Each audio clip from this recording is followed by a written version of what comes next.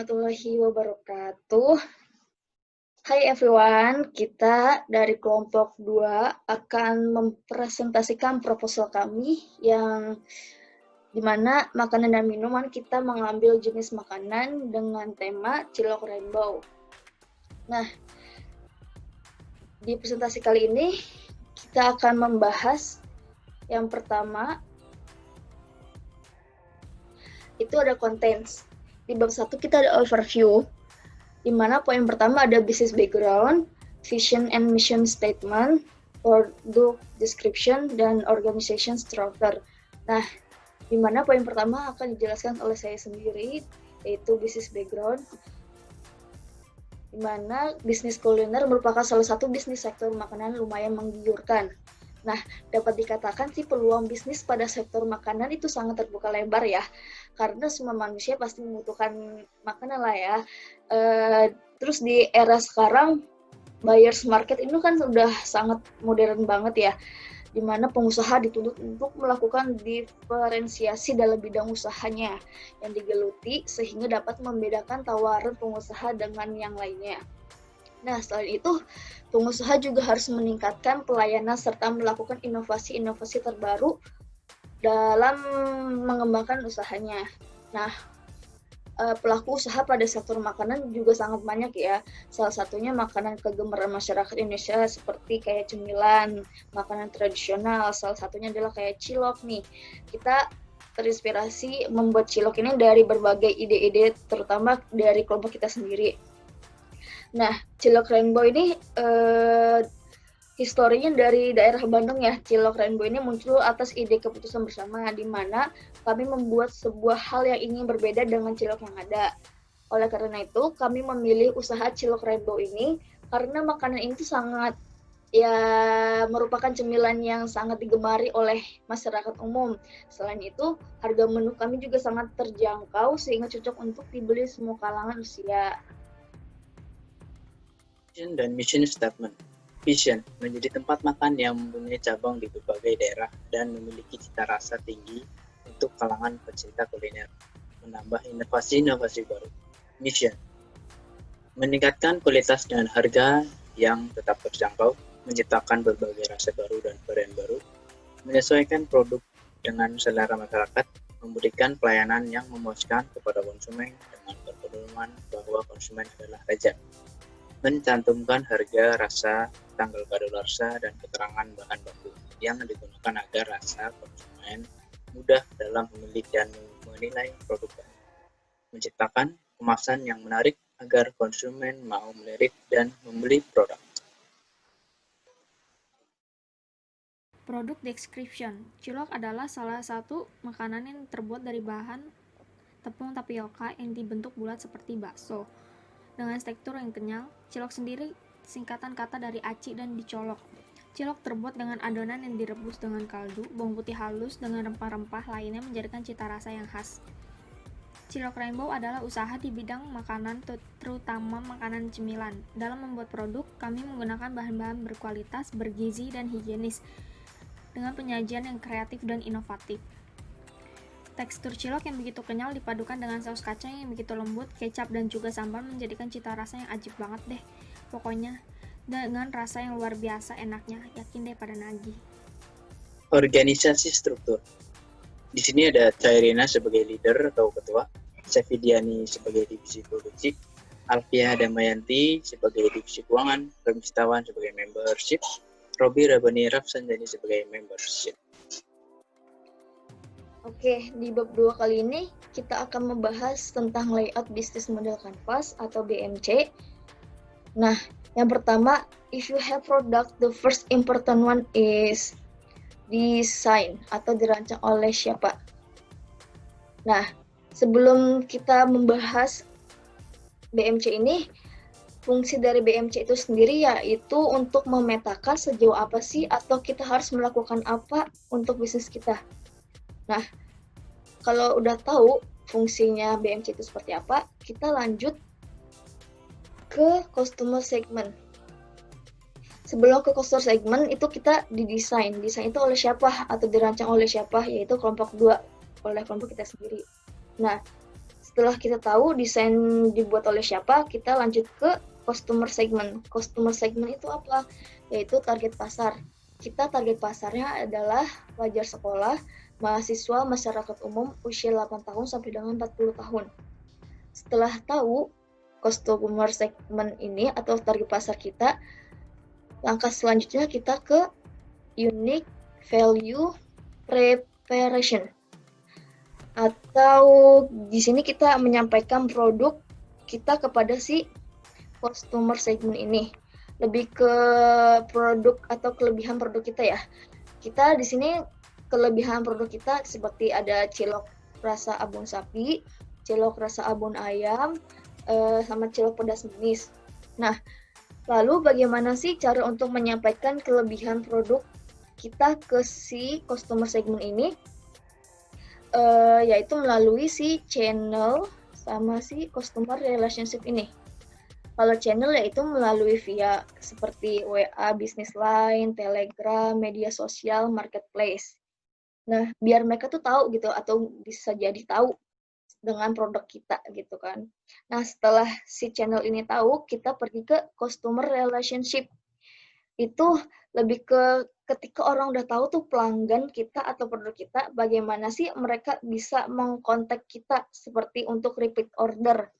Lebih ke biasanya via customer care, WA group, Telegram group, Facebook fanpage, Instagram, YouTube, telepon, atau melalui SMS.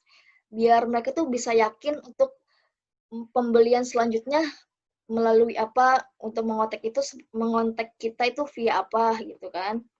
Nah, setelah tahu customer segment kita apa, unique value preparation kita itu apa, customer relationship kita apa, channel kita apa, kita lanjut ke revenue stream. Apa sih itu? Revenue stream itu lebih ke apa sih yang kita dapat kalau kita udah berhasil menjual produk kita ke customer-nya gitu, customer kita gitu kan. Yang jelas yang kita dapat itu ya tuh penjualan produk gitu kan. Semakin banyak orang yang beli, kita semakin banyak membuat gitu kan produk kita. Nah, jadi kesimpulannya menyampaikan seperti apa, terus biar customer segmen kita tahu melalui channel dan menjalin hubungan melalui customer relationship, dan kemudian kita lanjut ke key activities. Apa sih key activities itu? Lebih ke bagaimana sih caranya atau kelebihan produk kita sampai ke customer segmen ini. Nah, atau lebih ke kerja utama kita itu apa gitu. Ya, pertama kayak lebih ke produksi, packagingnya seperti apa, brandingnya tuh kayak gimana, marketingnya seperti apa, terus feedback customer seperti apa gitu loh. Itu lebih ke key activities, kerja utamanya itu seperti apa. Nah, setelah ke key activities, kita pergi ke key research. Key research itu kayak senjata peran kita untuk mengiklankannya itu seperti apa gitu. Kayak harus punya akun. Nah, kita harus punya modal kayak seperti panci, kompor, gitu kan. CEO foundernya siapa, CMO, CTO-nya siapa gitu kan. Nah, setelah kita tahu key activities kita apa, kerja utamanya apa, terus key resource-nya apa, mengiklankannya seperti apa, kita lanjut ke key partners.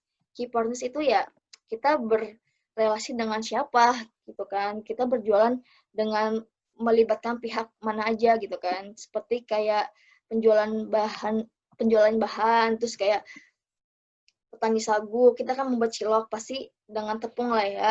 Terus jasa ekspedisi, terus influencer, ya gitu kan. Habis itu setelah kita tahu key partner kita siapa, kita menentukan cost structure. Cost structure itu ya apa uang yang kita keluarkan gitu, seperti modal yang kita keluarkan tuh untuk menjalankan bisnis kita itu seperti apa gitu, kayak kita mengeluarkan, membuat atau membeli bahan baku, terus produksi gitu kan, promosi, membeli kuota, dan mengirimkan produk-produk kita ke si konsumen kita gitu kan. Nah, itu sih untuk yang penjelasan bab 2, layout business model canvas. Selanjutnya ada business preparation budget. Untuk totalan modal awal, 5 dikali 36.000 sama dengan 180.000. Modal awal tersebut diambil dari anggota kelompok berjumlah 5 orang dan digunakan untuk kebutuhan awal usaha. Awal usaha kita membutuhkan fish coins, yaitu 1 gas 1 unit 20.000, yang kedua tusuk sate 1 lusin 10.000, yang ketiga kap plastik dan tutup 1 lusin seharga 10.000, 4 baskom 5 unit produk sendiri, yang kelima panci 2 unit produk sendiri. Total fixed cost seharga 40.000. Yang B, variable cost. Yang pertama, minyak sayur seperempat harga 3.000, kedua sagu setengah kilo harga 5.000, 3 ketumbar 2 saset harga 3.000, 4 terigu setengah kilo harga 4.000, 5 masako sapi 1 piece harga 5.000, 6 bawang putih 1 bonggol harga 3.000, ketujuh garam 1 bungkus harga 2.000, 8 cabai rawit merah seperempat harga 5.000, 9 pewarna merah, kuning, hijau, biru 5 botol harga 16.000, 10 kacang tanah 1 kilo harga 20.000, 11 gula merah 1 kilo harga 16.000, 12 abon ayam 100 gram harga 20.000, 13 abon sapi 100 gram harga 23.000, dan yang terakhir 14 kecap 1 saset 15.000. Total variable cost seharga 140.000. Selanjutnya, break even point. Berdasarkan perhitungan yang telah kami lakukan, untuk memulai usaha fish cafe ini, modal awal 180.000 dan estimasi jumlah fish cost 40.000 dan jumlah variable cost 140.000, dan dengan menjual satu produk cilok rainbow seharga per piece-nya 16.000, maka dari itu jika kita berhasil menjual 50 piece, dapat diperkirakan kami akan mendapatkan titik impasnya BMP. Berikut ini jika dijabarkan dalam bentuk tabel grafik. Volume penjualan 10, harga penjualannya 160.000, biaya tetapnya 40, biaya variabelnya 140.000, jumlah biayanya 180.000, laba ruginya 20.000. Volume penjualan 20, hasil penjualan 320.000, biaya tetapnya 40.000, biaya variabelnya 280.000, jumlah biayanya 320.000, laba ruginya 0. Volume penjualan 30, hasil penjualannya 480.000, biaya tetapnya 40, biaya variabelnya 420.000, jumlah biayanya 460.000, laba 20.000. Volume penjualan 40, hasil penjualannya 640.000, biaya tetapnya 40.000, biaya variabelnya 560.000, jumlah biayanya 600.000, labanya 40.000. Volume penjualan 50, hasil penjualannya 800.000, biaya tetapnya 40.000, biaya variabelnya 700.000, jumlah biayanya 740.000, labanya 60.000. Volume penjualan 60, hasil penjualannya 960.000, biaya tetapnya 40.000, biaya variabelnya 840.000, jumlah biayanya 880.000, labanya 80.000.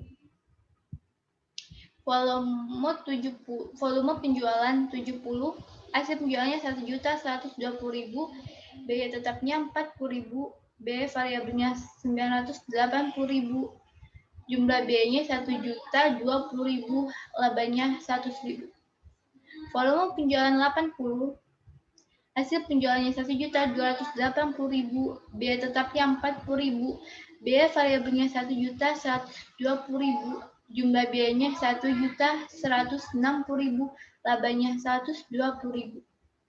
volume penjualan 90, hasil penjualannya 1.440.000, biaya tetapnya 40.000, biaya variabelnya 1.260.000, jumlah biayanya 1.300.000, labanya 140.000. Terakhir, volume penjualan 100. Hasil penjualannya 1.600.000, biaya tetapnya 40.000, biaya variabelnya 1.400.000, jumlah biayanya 1.440.000, laba ruginya 160.000 rupiah. Profit revenue. Berdasarkan kesepakatan kami bersama untuk pembagian keuntungan atau laba dengan menyepakati membagi laba 20% untuk kami atau pengelola. Dengan ketentuan investor terlibat dalam merintis bisnis, kami sebagai pengelola akan menjalankan bisnis sepenuhnya dan akan memberikan laporan bisnis dalam jangka waktu yang disepakati bersama. Dan jika nantinya bisnis mengalami kendala, pengelola akan menanggung bersama. Berikut ini rincian pembagian laba atau keuntungannya. Yang pertama, Cerina jumlah 20%, kedua Alfia Dwi Damayanti 20%, ketiga Robi Rabani 20%, 4 Rohim Setiawan 20%, 5 Sevidiani 20%. Dengan total 100% dan masing-masing dibagi menjadi 20%.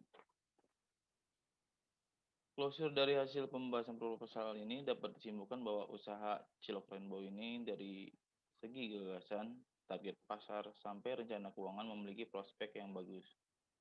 Target pasar dari usaha ini yaitu untuk orang-orang yang ingin praktis membeli cilok tanpa harus membuatnya sendiri, yang memerlukan tenaga dan pikiran. Proposal ini jauh dari kata sempurna, oleh karena itu kami mengharapkan saran dan kritik yang bisa membuat proposal ini lebih baik lagi. Sekian, proposal ini dibuat. Semoga usaha yang akan kami jalankan berjalan dengan lancar dan bisa memberikan dampak yang baik di masyarakat. Oke, that's all presentasi dari kelompok kita dengan Cilok Rainbow. Mohon maaf bila banyak salah dan kurangnya. That's all from us. Thank you. Syukron. Wassalamualaikum warahmatullahi wabarakatuh.